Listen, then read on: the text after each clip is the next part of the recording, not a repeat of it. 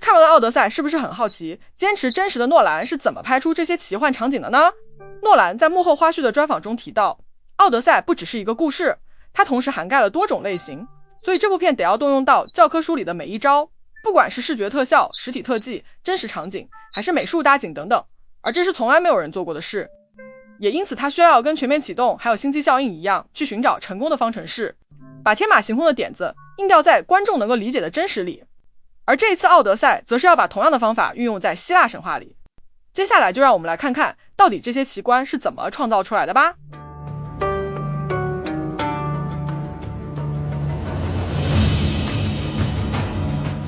电影横跨了6个国家的实景拍摄，但只花了91天，甚至还提前了9天杀青。由此一来，你就可以知道诺兰的团队效率有多可怕。首先，奥德修斯的家乡伊塔卡是在意大利拍摄的。奥德修斯的王宫圣卡特琳娜城堡本身就是一座15世纪的古堡，拥有360度环绕地中海的视野，但就因为却在高点，剧组每天得要走2公里的山路才能够抵达拍摄，而设备还得要架设缆绳才能运上去。同时，为了保护遗迹，团队还在外部包覆了软的假墙壁，去延伸视觉感。只有王宫内部是全片唯一在洛杉矶摄影棚内拍摄的地方，其他全都是在历史实景拍摄的场面。再来是独眼巨人的家，是在希腊伯罗奔尼撒半岛的涅斯托尔洞穴实拍。这是一座跳高约29公尺，从新石器时代就有人类使用，而出现在不同希腊神话里的真实洞穴。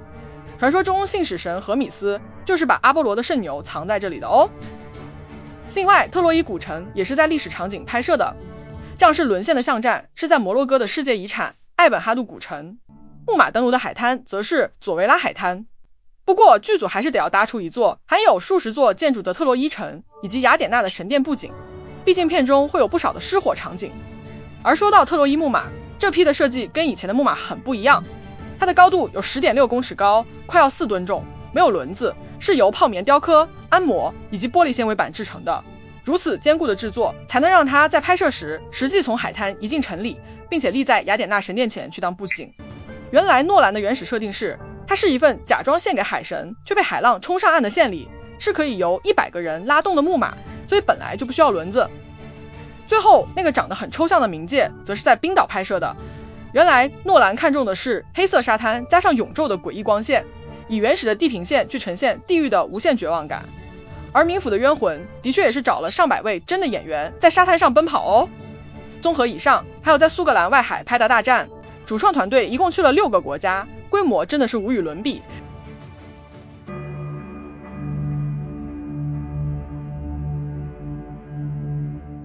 相信看过电影的人一定会很好奇，这2场奇幻生物的画面是怎么拍的。原来巨人是造了一个真的巨人，而人变猪则是在你面前真的变哦。先说独眼巨人确定是电子动偶加上偶戏操演，再搭配一组约18公尺高的巨型机械装置，它才在片场变得栩栩如生。而在幕后操纵并赋予它灵魂的是曾经在星际效应里替机器人 TARS 配音兼操偶的肢体表演大师比尔艾文。原来在拍摄期间，他全程都在现场，让演员们可以看着一个真实存在的怪物来对戏。而且现场因为有40头真羊，弥漫着浓重的气味，而门口居然还挂着大批的蜜蜂，让进出的人都感到恐惧。也就是说，演员不用完全凭空想象，因为他们是真的被关在一个又暗又臭的洞窟里，跟一只18公尺的怪物对戏。至于人变成猪的过程，我们在研究之后发现居然比想象中来的还要更手工艺。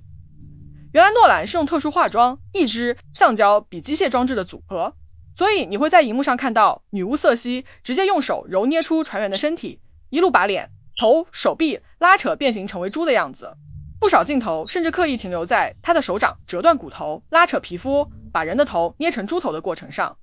而电影最聪明的是故意只露出局部的细节，让每一个变形阶段都保持不完美，因为手做的东西本来就该是扭曲的，又让成果看起来跟特效很不一样。难怪大家看完这2段都一致认同，诺兰下一步可不可以去拍恐怖片呢？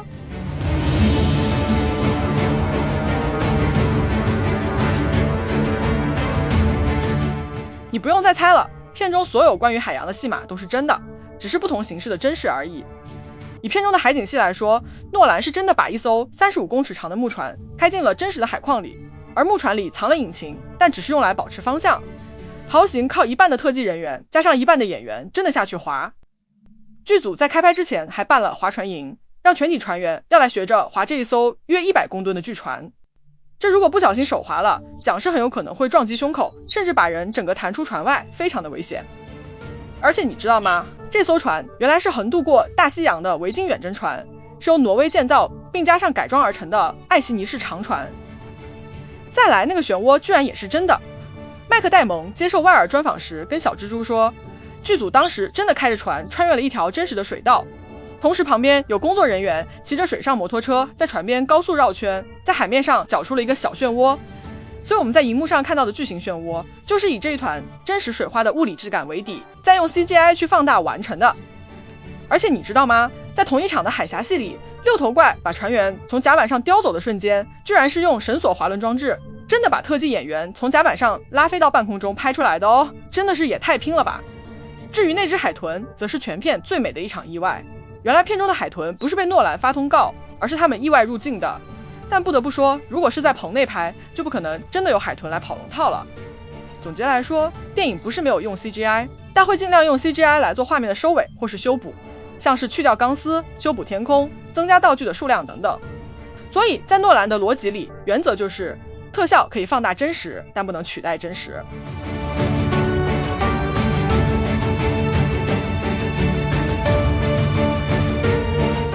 不知道诺兰的粉丝这次有没有发现奥德赛的配乐风格很不一样呢？原来诺兰一开始就对配乐家路德维格·葛兰森提出要求。一般来说，观众都会预期在这种规模的电影里听到恢宏的交响乐，但这次我要不一样的，配乐的效果要比过往的古典史诗片更永恒。于是葛兰森开始研究青铜时代可能存在的声音，包括了诺兰指明的2样古老乐器阿夫洛斯管与里拉琴。但你知道吗？阿夫洛斯管可是在希腊红了1000年的摇滚巨型乐器哦。原来剧组使用的是以西元前6到5世纪原件打造的复制品，但因为没有任何黄片留存下来，专家们只能够靠古代文献一点一点反推吹嘴到底该怎么运作。至于里拉琴，则是结合了图像考古、文献研究，再加上乐手的实际手感，才重建出演奏的方式。不仅如此，既然故事发生在青铜器时代，那配乐也找来了青铜锣，还有栏杆、废金属，甚至还有冷气机去敲敲打打，最后再去叠上人声，营造情绪的起伏。换句话说，当别人在创作配乐的时候，奥德赛的团队根本是在做音乐考古。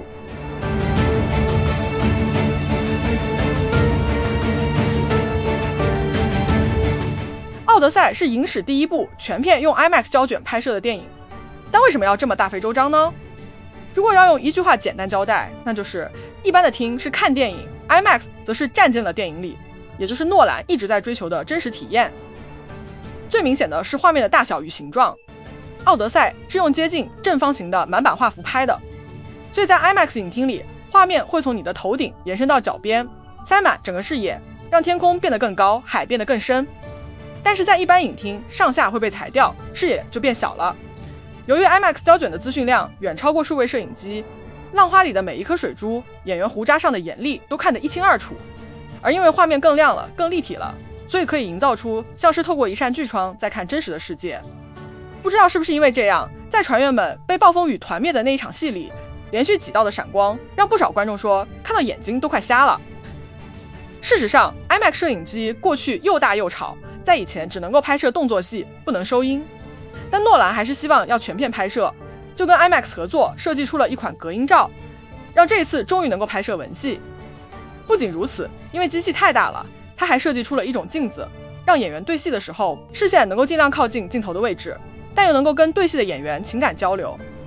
但因为胶卷的限制，现场每3分钟就要喊卡换胶卷，让整个团队的压力直接破表。看完了今天节目，你是不是还会想要重刷看看细节呢？欢迎你在底下留言告诉我们你印象最深刻的片段。